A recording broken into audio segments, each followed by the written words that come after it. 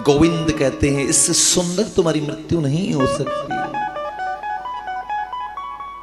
मैं तुम्हारे समक्ष खड़ा हूं, एक टक लगाकर मेरी झांकी के दर्शन करिए।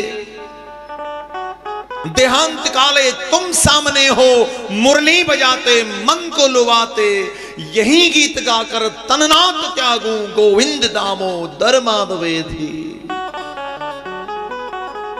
हर जीव की यही आकांक्षा होती है, जब मृत्यु का समय निकट आए उस समय ये दुनिया वाले याद नहीं आए, ये अपने परिजन पुरिजन बंधु बांधव भगिनी भार्याएं याद नहीं आए, उस समय गोविंद याद आए। मुरली बजाते हुए मन को लुभाते हुए वो कान्हा याद आ जाए, वो श्याम सुंदर का स्मरण हो जाए तो हमारा जीवन बन जाए। एक टक लगाकर वो कंस कृष्ण का दीदार करते हैं, भगवान ने धक्का लगाया, उनके प्राण तो तभी निकल गए थे। बोले कृष्णचंद्र भगवान की। भगवान किसी को धक्का देकर उद्धार कर रहे, किसी को उठाकर पटक रहे हैं, कोई अस्त्र नहीं, कोई शस्त्र नहीं। दौड़कर गए कारागृह में जहां देवकी और वसुदेव बंद है, उग्रसेन जी बंद है। मानो मेरे गोविंद इतने उतावले हैं, मन में विचार करने लगे, मैं और प्रतीक्षा नहीं कर सकता अपने माता पिता के दर्शनों की। दौड़ कर गए, ताला लगाता अपने चरण पादुका के प्रहार से ताले को तोड़ दिया। दौड़ कर गए, देवकी वसुदेव के चरणों में साष्टांग लेट गए, दंडवत कर रहे हैं।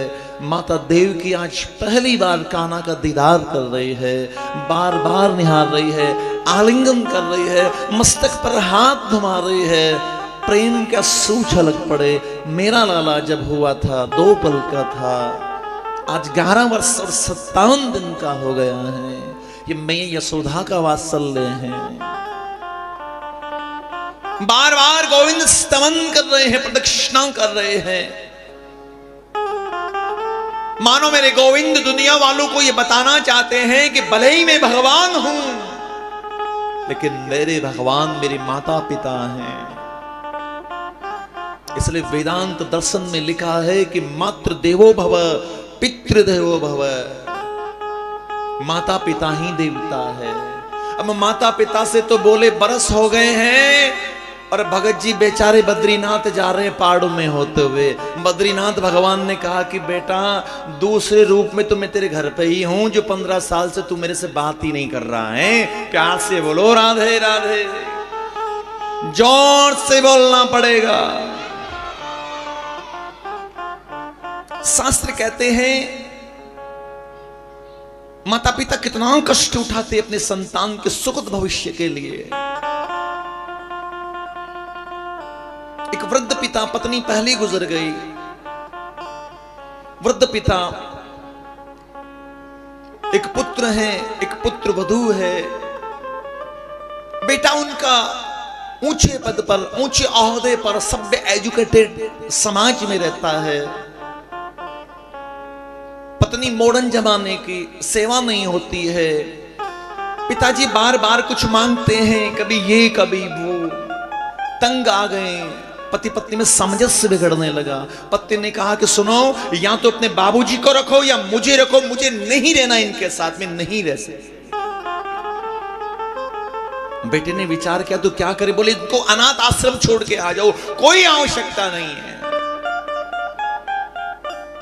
बेटा एक बैग लेता है, बाबूजी के कपड़े उस बैग में भरता है, बाबूजी का हाथ पकड़ता है और ले चलता है अनाथ आश्रम की तरफ। रास्ते में उतरा ही था, वो बेटा पति ने पीछे से फोन लगा दिया, सुनो इनसे कह देना कि होली दिवाली भी घर नहीं आए, कोई जरूरत नहीं है इनकी। बेटा हाथ पकड़कर ले गए अनाथ आश्रम में। बूढ़ा बाप काउंटर पर बैठा है, बेटा डॉक्यूमेंट्स इकट्ठे कर रहा है, उनके फॉर्म भर रहा है। और उस बूढ़े बाप को देखे मैनेजर के बगल में बैठकर हंस रहे हैं, और ऐसा लग रहा है जैसे बरसों से एक दूसरे को जानते हैं। पिता उठकर चले गए। बेटा आया, पूछने लगा मैनेजर से, सर माफ करना, ऐसा लगता है कि जैसे आप मेरे पिता को बरसों से जानते हैं, इतने हंस के बातें कर रहे हैं, इतना अपनापन है आप दोनों के अंदर। उस मैनेजर ने अपना चश्मा उतारा, अपना रुमाल निकाला, अपनी आंखों को पोंछा और कहने लगे कि बेटा, मैं तुम्हारे पिता को तब से जानता हूं जब अनाथ आश्रम में ये तुझे गोद लेने के लिए आए थे। प्यार से बोलो राधे राधे। मैं तब से उन्हें जानता हूं, आज तुझे पढ़ा लिखा कर ऊंचा आदमी बना दिया, बड़ा आदमी बना दिया, और मैं ये देख रहा हूं कि कितना बड़ा दुर्भाग्य है इनका कि तुझे यहां सड़ रहा था, कचरे में पड़ा था, उठाकर ले गए, अच्छा आदमी बनाया, और ये आज खुद लौट कर इस अनाथ आश्रम में आ गए हैं। ये प्रकृति की कितनी बड़ी विडंबना है। जिस व्यक्ति ने अपने जीवन की यात्रा जहां से आरंभ की है, आज पुनः उसी जगह पर आकर वो खड़े हो गए। शास्त्र कहते हैं एक बूढ़ा बाप अपने जीवन भर की कमाई अपने संतान के लिए लगा देता है, जीवन पर्यंत अपने संतान को सुखद भविष्य की उधेड़ बुन में लगा रहता है। इसको ये डिप्लोमा कराना है, इसको ये एजुकेशन करवानी है, इसको ये वस्त्र चाहिए, ये सूट चाहिए, खुद भूखा रहता, प्यासा रहता है, वो सब साधन उपलब्ध कराता है। एक बूढ़ा बाप, दो बेटे उसके, पढ़ाया लिखाया, अच्छा आदमी बना दिया, बाप बूढ़ा हो गया, दोनों लड़ते, आपने हमारे लिए क्या किया है, आपने किया ही क्या हमारे लिए। जीवन भर की कमाई बाप ने बंगला बनाने में लगा दी, मकान बना दिया सुंदर, बोले इसके अलावा आपने किया क्या है। बूढ़ा बाप मरणासन हो गया, कंठ अवरुद्ध हो गए, मरने वाले थे।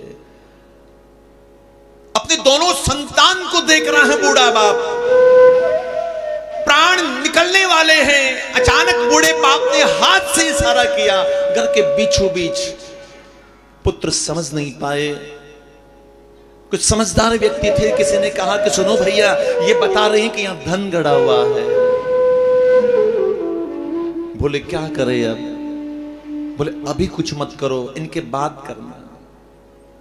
पिता की मृत्यु हो गई, 7 दिन के बाद में उस जगह को खोदने लगे, कुछ निकला नहीं, पूरे मकान को खोद दिया, आधा से ज्यादा मकान गिरने लगा। और जैसे ही उसको खोदा, उसमें छोटा सा बक्सा मिला, उसके अंदर एक कागज था जिसके अंदर लिखा हुआ था, कब हिम्मत है तो ऐसा मकान बना के दिखा देना। प्यार से बोलो राधे राधे। एक पिता की पूरी खून पसीने की कमाई लग जाती है एक सपनों का आसिया बनाने में, अपने सपनों का महल खड़ा करने में। और वहीं आजकल के बच्चे कहते हैं कि आपने हमारे लिए क्या किया है। वो इन सारी बातों से अनभिज्ञ होते हैं। जब समय निकल जाता है उसके बाद उनको अपने पिता की सारी बातें याद आती है, तब पछताने के अलावा उसके पास कुछ नहीं होता है। पछताने के अलावा कुछ भी नहीं होता है।